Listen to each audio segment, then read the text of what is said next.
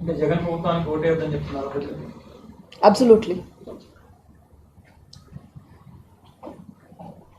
ఈ ప్రభుత్వంలో హత్య రాజకీయాలు ఉండకూడదండి ఎప్పుడు కానీ. You don't want your murderers to be ruling you. చూసావా జగన్ రెడ్డి, నువ్వు గుడ్డగాల్చి ముఖం మీద వేయాలని చెప్పని చూసావు, అది తిరిగి తిరిగి తిరిగి నీ మెడకే చుట్టుకుంది. ఎందుకంటే ఇవాళ సునీత గారి ప్రెస్ మీట్ చూసిన తర్వాత ప్రతి ఒక్క పాయింట్ కూడా వ్యాలిడ్ పాయింటే. ఒకటి కాదు, రెండు కాదు, A to Z. స్టార్టింగ్లో ఆయన చనిపోయిన తర్వాత జగన్మోహన్ రెడ్డి ప్రెస్ మీట్ పెట్టాడు. ప్రెస్ మీట్ పెట్టి పాయింట్ టు పాయింట్ గొడ్డలితో ఎలా చంపారు, గొడ్డలతో నరికారు అనే పాయింట్ ముఖ్యంగా మెన్షన్ చేస్తూ, అసలు ఎవరికీ తెలియదు ఖచ్చితంగా గొడ్డలతోనే నరికారని చెప్పేసి అని జగన్మోహన్ రెడ్డికి ఎలా తెలుసు? ముందు చెప్పింది జగన్మోహన్ రెడ్డే.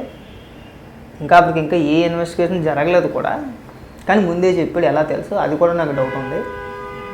ఆ తర్వాత జరిగిన కొన్ని పరిణామాలు, కొన్ని సంఘటనలు మాకు అప్పుడప్పుడు అనుమానం మొదలైంది. కాకపోతే ఏంటంటే వీళ్ళు ఏదో మాకు సహాయం చేస్తున్నారు కదా, ఈ కేసు విషయం తేలడానికి నటించారు అంతే జగన్మోహన్ రెడ్డి వాళ్ళు. ఇప్పుడు స్వయంగా నీ సొంత చెల్లి అడుగుతుంది, నువ్వు ఇంట్లో నీ కుటుంబ సభ్యులకే న్యాయం చేయలేనివాడివి. కానీ ఒక్కొక్కసారి అనిపిస్తా జగన్మోహన్ రెడ్డి, నువ్వు కానీ సినిమాల్లో కానీ వచ్చుంటే ఇప్పుడున్న నటులు ఎవరైతే ఉన్నారో వీళ్ళు ఎవ్వరు కూడా నీ ముందు సరిపోరు, నీ కాలి గోటికి కూడా సరిపోరు, అంత పెద్ద నటుడివి.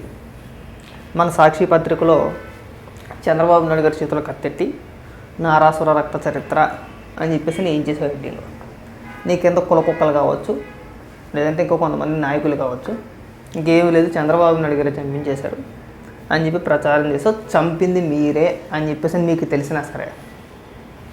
అవినాష్ రెడ్డిని అరెస్ట్ చేసింది CBI, వాళ్ళ తండ్రి భాస్కర్ రెడ్డిని అరెస్ట్ చేసింది. భాస్కర్ రెడ్డి ఇవాళ కూడా జైల్లోనే ఉన్నట్టున్నారు.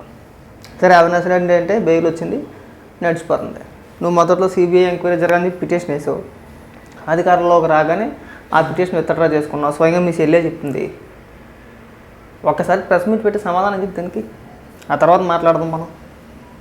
సొంతంగా నీ చెల్లి చెప్తుంది, జగన్మోహన్ రెడ్డి హత్యా రాజకీయాలు చేస్తాడయ్యా, మా అన్న పార్టీకి ఓటేయమాకండి, ఇద్దరం కూడాను హత్యా రాజకీయాలు చేసే వాళ్ళు మనల్ని పరిపాలించకూడదు, అసలు రాజకీయాల్లో వాళ్ళు ఉండకూడదని చెప్పేసి అని నీ సొంత చెల్లి చెప్తుంది.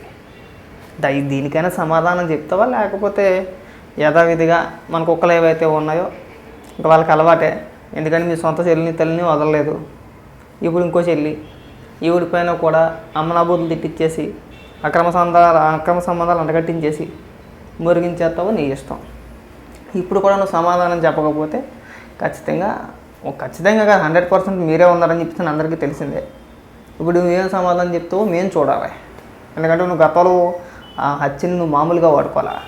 చంద్రబాబు నాయుడు గారు చంపించేసారు, ఇంకేముంది, ఆయన గొడవలట్టుకుని వస్తాడు అన్న కాడికి మాట్లాడు. ఇప్పుడు ఏం సమాధానం చెప్తావు మేము కూడా చూస్తాం.